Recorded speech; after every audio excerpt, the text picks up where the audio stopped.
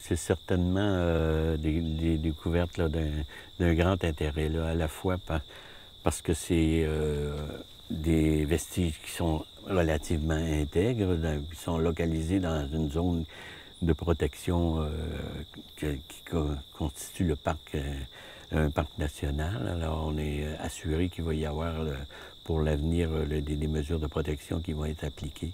Mais c'est aussi sur le plan scientifique une découverte très intéressante.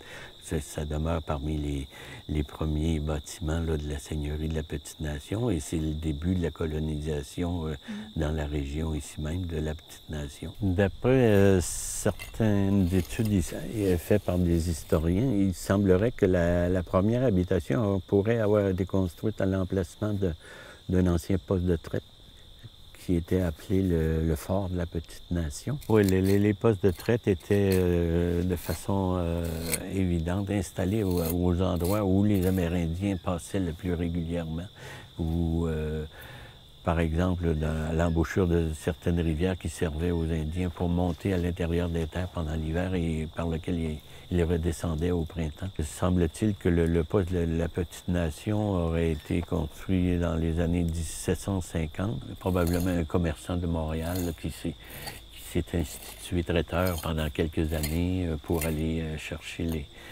auprès des Indiens directement les fourrures plutôt que de les recevoir au poste à Montréal et compétitionner avec d'autres compagnies. Du corridor de la rivière des Outaouais était la propriété ou concédée à la Compagnie des Indes occidentales au 18e siècle. Et les autres, ils faisaient surtout des affaires dans la région des Grands Lacs. La rivière des Outaouais était leur route de commerce, mais ils ne toléraient pas que des traiteurs indépendants s'installent sur la rivière des Outaouais.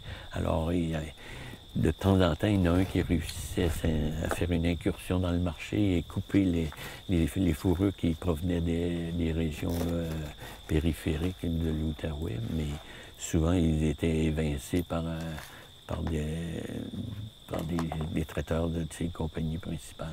La seigneurie de la Petite-Nation a été concédée à Monseigneur de Laval en 1674, mais elle est restée inexploitée pendant presque 100 ans. Et c'est un dénommé Joseph Papineau, le père du célèbre Louis-Joseph, qui, ayant travaillé pour l'évêché de Québec, avait contracté certaines possibilités d'information, d'acquisition de la seigneurie de la Petite-Nation. Et dès 1803, il aurait acquis une première partie de la seigneurie. Dès 1807 et 1808, il fait venir déjà une première série de colons qu'il établit sur des concessions. Et Denis Benjamin Papineau, son fils, est nommé régisseur de la seigneurie. Et c'est Denis Benjamin qui finalement, autant sous le régime de Joseph Papineau père que de son frère Louis-Joseph, va exercer la fonction de régisseur. Et c'est lui qui va se charger de développer la seigneurie pendant que les deux autres Papineau, père et fils, vont plutôt être des hommes politiques. Dans les années 1850, on compte déjà plusieurs dizaines de familles d'implantées sur la seigneurie. Le développement a commencé par la rive, le front de la seigneurie, la partie qui borde la rivière des Outaouais, entre Papineauville et Montebello et Plaisance. Mais très rapidement s'est développée la partie intérieure, Saint-André. Ces gens-là arrivaient avec un certain nombre de biens personnels, mais le gros de l'équipement était fourni par le Seigneur, mais fourni pas gratuitement. Là.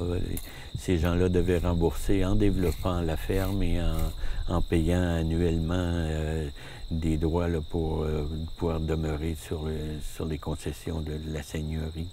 Et après un certain nombre d'années, ils pouvaient acquérir le lot qu'ils avaient développé.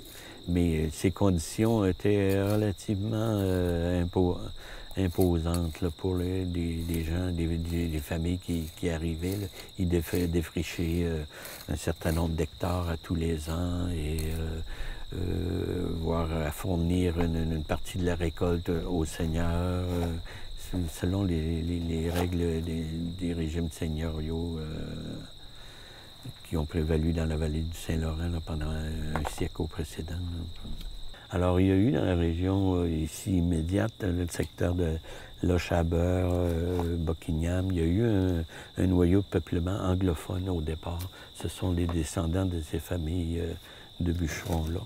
Mais très tôt, le développement de la seigneurie a été fait suite à l'arrivée de colons francophones des régions du Saint-Laurent en général, là, qui commençaient à être surpeuplés sur le plan agricole.